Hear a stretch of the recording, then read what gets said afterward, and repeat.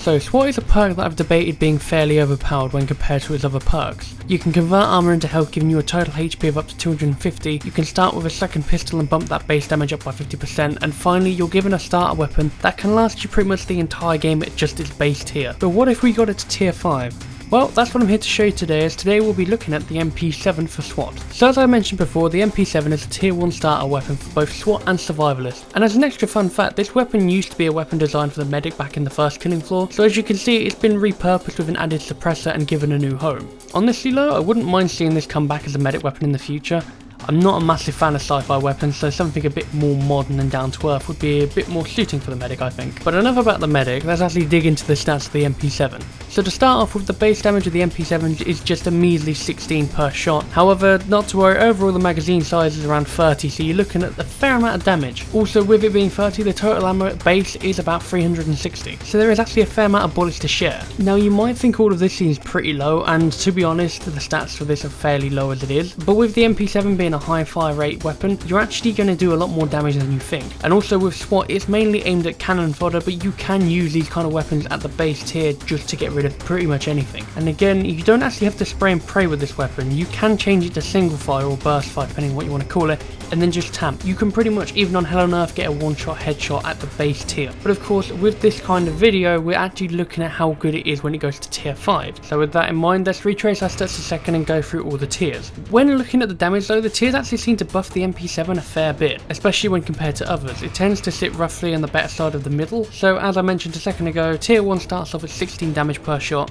Tier 2 then bumps up to 22.4, Tier 3 bumps up to 28.8, Tier 4 then goes to 33.6, and finally Tier 5 whacks it up to 38.4. I genuinely don't know if that 0.4 does anything different, but when you compare the Tier 5 MP7 to the base Vector, the MP7 actually wins by about 5 points of damage. However, when you put the Vector to tier 5, the MP7 actually wins again, but only by about 0.45, which is really tiny. Like I said a moment ago, I don't even know if that makes any difference. What's interesting is though is that the MP7 is actually on par with the P90, which is at tier 5 as well, which raises the question of, is the MP7 actually worth holding on to it near the end game? Also, for anyone that is curious about the base UMP, that weapon is stronger than the tier 5 MP7, but the UMP is the strongest SMG in the game currently anyway. But keep in mind it is the slowest. That's definitely a selling point though of the MP7 when you think about it, is the fire rate is pretty fast compared to the others. Funnily enough, it's actually faster than a P90, but obviously slower than a Vector. So in a way, going back to my statement earlier about it sitting in the middle, it actually does fairly well. If you think about it, the P90 carries the most ammo in a mag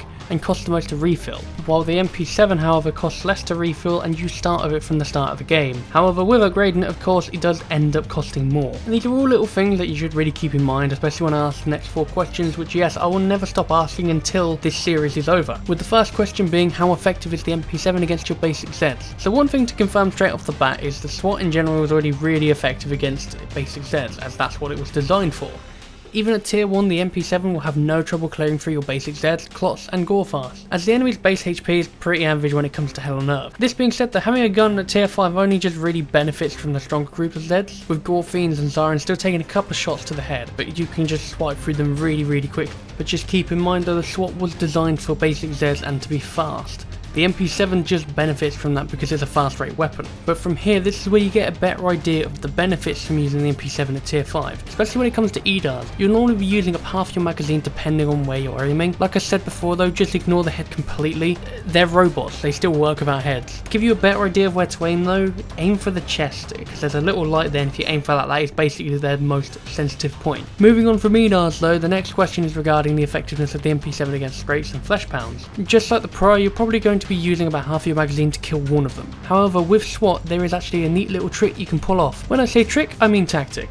And when I say tactic, I mean pretty much just use your flashbangs and stun them, as that's the only reason for the grenade in this perk. You might as well not use it on the basic Zeds because it will just kill them like a normal grenade. I believe EDARs are resistant to this as well, and the same goes for the bosses. And speaking of bosses, finally, what about the MP7 against them? Basically, the MP7 works as effective as the tier 5 Vector against all the bosses, but with less ammo in the magazine. I'd definitely suggest though bringing a spare weapon for the bosses, as you're probably going to run out of ammo. So either bring a Vector or a UMP, although I'd probably say the UMP would be the better alternative. alternative. Mainly with bosses like the Abomination, because you can use the MP7 to get rid of the armor, and then swap to the UMP to do high damage. But when you compare the fire rate and the damage, you might be doing a little bit equally with the MP7 as you would with the UMP. However, I'll leave that one for you to decide. Overall, there's no real negatives I can think of to the MP7 that bring it down majorly, but then again there's that one problem, as there's no real reason to get it to tier 5 at all. The Vector pretty much does identical damage, and for the cost, it costs less for you to get it that far, and you can carry much more ammo. At best, I would advise keeping hold of this for a couple of rounds, upgrade it to tier 3 or tier 4 at most, and then sell it for either a UMP or a Vector. Pretty much with that, it's more preference. If you want to deal more damage over a slower fire rate, go for the UMP. But if you just want to unleash bullet hell at them,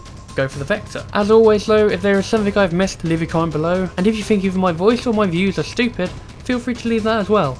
But for now, my name is Sir Crackerbulb, and I'm signing out.